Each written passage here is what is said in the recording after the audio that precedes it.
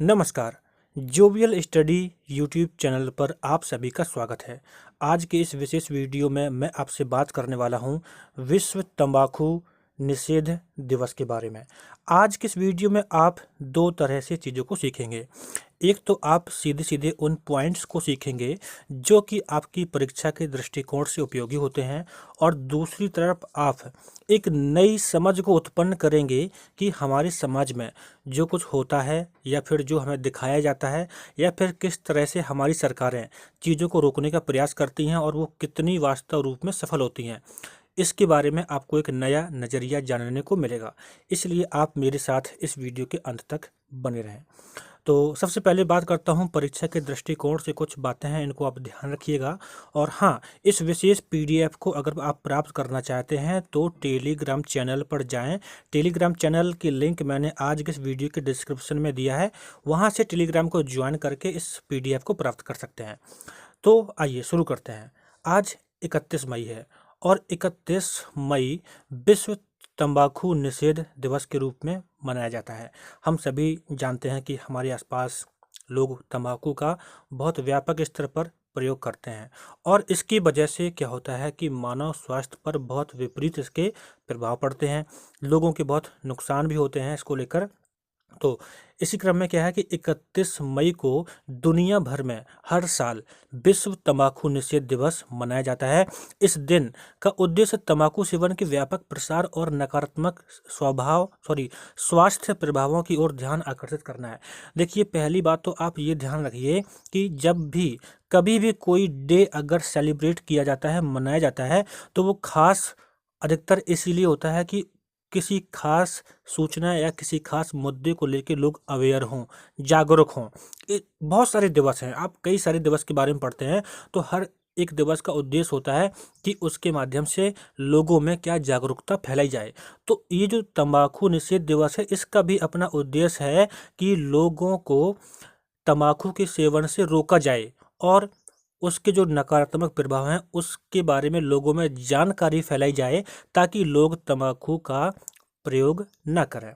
आपको मैं बता दूं जानकारी के लिए कि दुनिया भर में हर साल 70 लाख से अधिक मौतों का कारण बनता है तंबाकू, जिसमें से 8,90,000 गैर धूम्रपान करने वालों का भी होता है। अर्थात यहाँ पर बात यह है कि अगर 70 लाख लोग मरते हैं तंबाकू के सेवन से, तो उसमें से ये 8,90,000 लोग ऐसे भी होते हैं जिन्होंने डायरेक्टली तंबाकू का यूज नहीं किया होता है, लेकिन उसके प्रभाव से उनकी भी डेथ हो जाती है। अब प्रभाव कैसे होता है, प्रभाव के एग्जाम्पल मैं ऐसे बताना चाहूँगा। जैसे मान लीजिए कोई शॉपकीपर है, दुकानदार है, वो अपनी दुकान में सिगरेट्स को बेचता है या फिर और जो तंबाकू उत्पादन को बेचता है। तो होता क्या है कि उस दुकान पर आने वाले जो कस्टमर होते हैं वो उसका यूज़ करते हैं, धूम्रपान करते हैं। तो जो शॉपकीपर होता है उसको भी वो सारा धुआं उसके पास तक पहुंचता है। यानी यह एक होता है कि पैसिव यहाँ पर इम्पैक्ट होता है कि उसको, यानी शॉपकीपर को पता नहीं चलता है कि उसके साथ क्या नुकसान हो रहा है, लेकिन उस पर भी तंबाकू का असर होता है। तो ऐसे लोगों की भी संख्या है जो डायरेक्टली इसके प्रभाव में नहीं आते हैं, बट पैसिव तरीके से इम्पैक्ट पड़ता रहता है और उनकी डेथ हो जाती है। तो परीक्षा के दृष्टिकोण से आप ध्यान रखिए इसके बारे में। 31 मई को विश्व तंबाकू निषेध दिवस मनाया जाता है और यही परीक्षा में पूछा जा सकता है।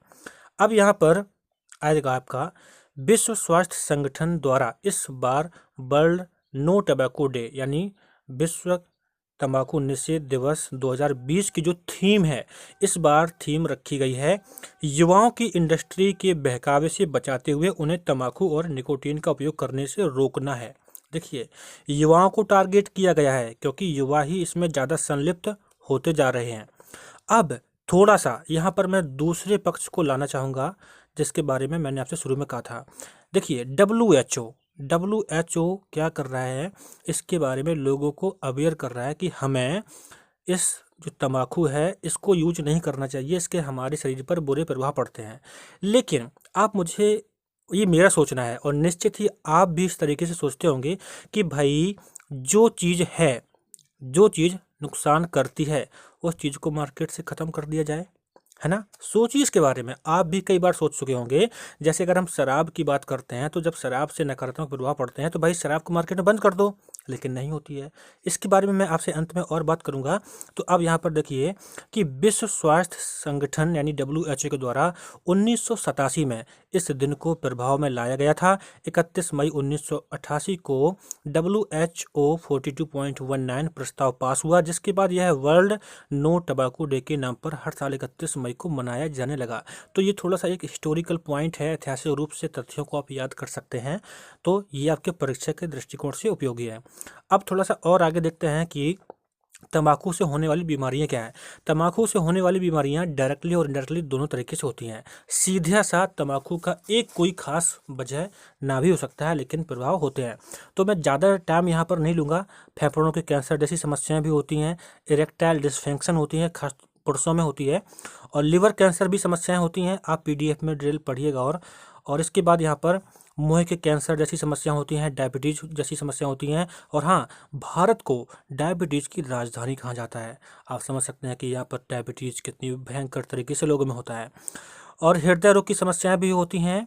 और इसके बाद जो तम्बाकू होता है, तम्बाकू का उपयोग लोग विभिन्न तरीक़ों से करते हैं। कोई गुटखे के साथ में खाता है, कोई उसे स्मोक करता है। तो ये बहुत अलग अलग तरीके से लोग इसका यूज करते हैं। तो ये छोटी सी बात थी। अब यहाँ पर थोड़ा सा मैं आपसे बात करूँगा राष्ट्रीय तंबाकू नियंत्रण कानून के बारे में। इस भारत सरकार ने मई 2003 में राष्ट्रीय तंबाकू नियंत्रण कानून पारित किया था, और इस कानून को सिगरेट और अन्य तंबाकू उत्पाद अधिनियम का नाम दिया था। तो परीक्षा की दृष्टि से आप ये पॉइंट ध्यान रखिएगा।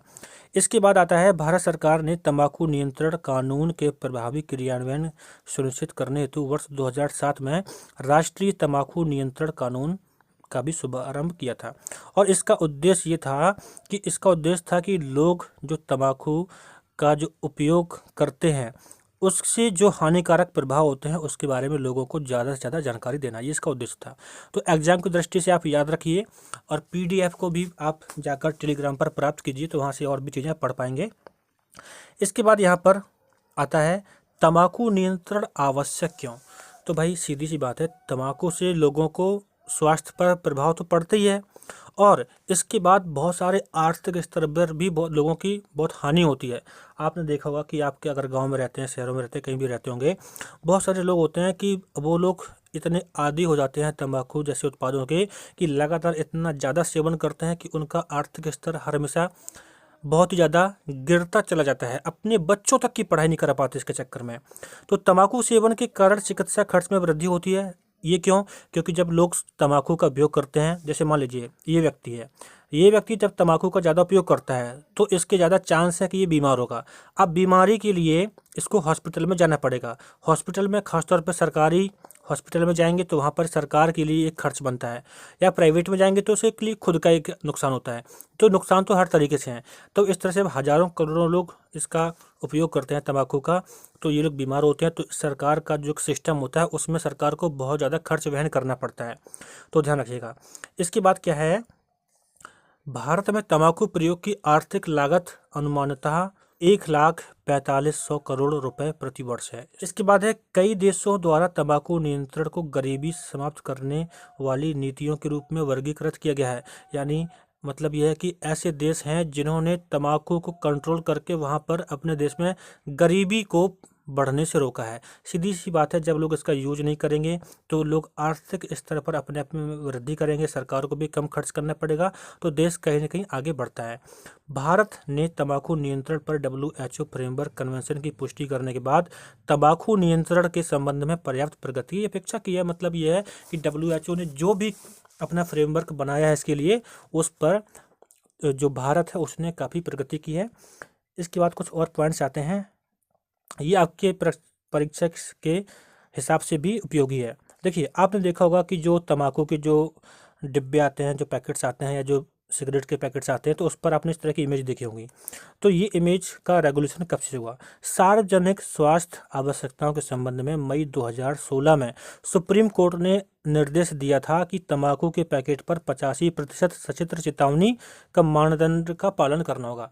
कि भाई जो भी पैकेट होंगे तंबाकू के, उन पे आप बिल्कुल भयंकर वाली तस्वीर को दिखाएंगे कि कैसे नुकसानदायक होती है, वार्निंग देनी पड़ेगी। उसके बाद आप अपना जो प्रोडक्ट है उसको मार्केट में बेचेंगे। तो आजकल आप देखते हैं ये सब होता है। तो ये अच्छा पॉइंट है, इंपॉर्टेंट पॉइंट है, आप इसको ध्यान रखिएगा कि ये जो चित्र आपको देखने को मिलती है, वार्निंग देखने को मिलती है, ये आपका मई 2016 में सुप्रीम कोर्ट के निर्देश से आया था।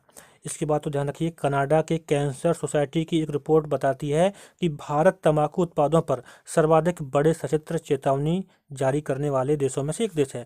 यानी भारत एक ऐसा देश है जहां पर जो भी तंबाकू के उत्पाद होते हैं वहाँ पर बड़ा सा बड़ा पिक्चर दिया जाता है। आजकल देखो ना, जो जैसे गुटखे या जो भी सिगरेट आते हैं तो पूरा पैकेट पर बड़ा सा इमेज रहता है, जैसे यहाँ पर आपको दिख रहा है भयंकर पूरा बड़ा। तो ये अपने देश में सबसे ज़्यादा ऐसे बड़े इमेज लगाए जाते हैं ताकि लोग उसको समझदारी से प्रयोग करें। अब अंत में मैं आपसे थोड़ी सी बात करना चाहूँगा, जैसे जब भी हम मूवी देखते हैं, जब भी हम लोग मूवी देखने जाते हैं, तो आपने देखा होगा कि वहाँ पर मूवी के शुरू होने से पहले आपको चेतावनी दी जाती है कि धूम्रपान करना गलत है, या फिर धूम्रपान हर स्वास्थ्य के लिए हानिकारक है। बहुत सारी आपको हिदायतें दी जाती हैं। लेकिन आप ये सोचो कि उसके बाद उस मूवी में उस तरह की चीज़ों को दिखाया जाता है। तो मैं तो ये कहता हूँ ना कि अगर अगर जिस चीज़ को आप रोकना चाहते हो तो उस चीज़ को रियल लाइफ में क्यों क्यों यूज किया जाता है। सीधी सी बात है, जो मूवी होती हैं उनका लोगों की लाइफ पर इम्पैक्ट पड़ता है। अगर किसी मूवी में, किसी सीरीज में कहीं पर भी अगर दिखाया जा रहा है कि कोई व्यक्ति ड्रिंक करता है या सिगरेट पीता है, तो उससे अपने आप को एक स्टेटस उसमें ऐड करता है अपने आप को बड़ा समझ दिखाने के लिए, तो भाई जो नॉर्मल पीपल है तो वो भी तो लर्न कर रहे हैं ना, उसका एक सीख उन पर तो जा रहा है ना, तो वो भी अपने आप को यूज करते हैं। तो माई पॉइंट इज दैट कि अगर अगर वास्तव में जो तंबाकू का निषेध है उसको रोकना है, तो क्यों ना उच्च स्तर पर तंबाकू जिस तरह से, जो सिगरेट्स होते हैं जिस तरह से उसका मूवीज में उसको दिखाया जाता है, क्यों ना उसको बंद किया जाए। आपको आपको भी सोचना चाहिए कि जिस चीज़ को हम बंद करना चाहते हैं उसका डेली लाइफ में उसका यूज करना ही बंद कर दिया जाए। मूवी में कई बार दिखता है कि जो अर्ली एज के टीनेजर्स होते हैं उनको भी मतलब दिखा दिया जाता है कि वो स्मोकिंग करते होते हैं। तो भाई जब दूसरे बच्चे देखेंगे वो तो करेंगे ना। तो ये बात हुई। इसके बाद जैसे अगर सरकार की बात आती है तो सरकार को इन जैसे उत्पादों से बहुत राजस्व मिलता है। तो सीधी सी बात है, अब जब आप राजस्व भी कमाना चाहते हो और लोगों को समझाना भी चाहते हो, तो ऐसे कैसे? जब तक वो चीज़ें मार्केट में रहेंगी तब तक उन चीज़ों को लोग तो यूज करेंगे ना। उन चीज़ों को जब लोग यूज करेंगे तो वो चीज़ें कभी ख़त्म नहीं होने वाली हैं। अब होता क्या है कि जैसे अभी ये विश्व तंबाकू निषेध दिवस है, आपने इसके बारे में पढ़ा। सरकार इसके लिए हजारों करोड़ों रुपए का एडवर्टाइज करवाती है भाई कि आपको तंबाकू का प्रयोग नहीं करना है। अब बताओ, एक अलग से खर्च हुआ कि नहीं हुआ? इस सरकार का एक अलग से खर्च हो रहा है, लेकिन सरकार इस प्रोडक्ट को ही बैन नहीं करना चाहती है। तो कहीं ना कहीं ये प्रॉब्लम्स हैं और जिन पर सरकार को सोचना चाहिए। और दूसरी बात है, कुछ ऐसे देश हैं जिन्होंने अपने यहाँ पे इस तरह के प्रोडक्ट को बैन कर दिया है कम्प्लीटली। नहीं यूज़ करना तो नहीं करना है, सीधी सी बात है। अगर राजस्व कमाई यहाँ से होती तो राजस्व की कमाई कहीं और से भी हो सकती ना, क्योंकि जितनी कमाई नहीं होती है उससे ज़्यादा नुकसान होने के चांस होते हैं, क्योंकि उतनी ही ज़्यादा भीड़ अस्पताल में बढ़ती है, उतने ज़्यादा डॉक्टर चाहिए होते हैं, उतनी ही ज़्यादा बिल्डिंग्स चाहिए होती हैं। तो प्रॉब्लम का सॉल्यूशन कैसे होता है?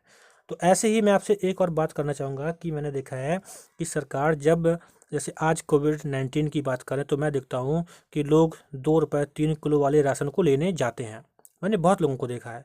लेकिन वही लोग 30 रुपए का राजश्री जैसा गुटखा या और भी कोई गुटखा खा के थूक देते हैं। अब भाई ये बताइए, जो लोग 30-40 रुपए का गुटखा खा के थूक सकते हैं, उनके लिए इस 2 रुपी या 3 रुपी पर केजी चावल गेहूं का क्या मतलब होता है? So lot of things here. यहाँ पर ऐसी बहुत सारी बातें होती हैं जो सोचने को आती हैं, जिसके बारे में लोग डिस्कस भी करते हैं, सोशल मीडिया पर भी डिस्कस होता है इन सब के बारे में। लेकिन कहीं ना कहीं इसका एक ऐसा रियल सॉल्यूशन नहीं मिलता है जहाँ से चीज़ों को ठीक किया जा सके। तो आप भी इसके बारे में कुछ सोचते होंगे, आप क्या समझते हैं, आप कमेंट करके बता सकते हैं। और परीक्षा की दृष्टि से जो भी मैंने इसमें डिफाइन किया है आप उसको ध्यान रखिएगा। और ये जो और एक्स्ट्रा बात की है कि कैसे हमें चीज़ें दिखाई जाती हैं, क्या वास्तव में जो दिखाया जाता है वो वास्तव में उस स्तर पर उसकी चाहत होती है कि वैसे चीज़ें ख़त्म हो जाएं? क्या सरकार के द्वारा जो भी चीज़ होती हैं क्या वास्तव में उस स्तर तक होती हैं कि वो बुराई समाज से हटे? कहीं न कहीं ऐसी बातें सोचने के लायक हैं। तो आपकी भी क्या राय है, आप कमेंट कर सकते हैं। So thanks for watching this video. मैं मिलता हूँ आपसे नेक्स्ट वीडियो में।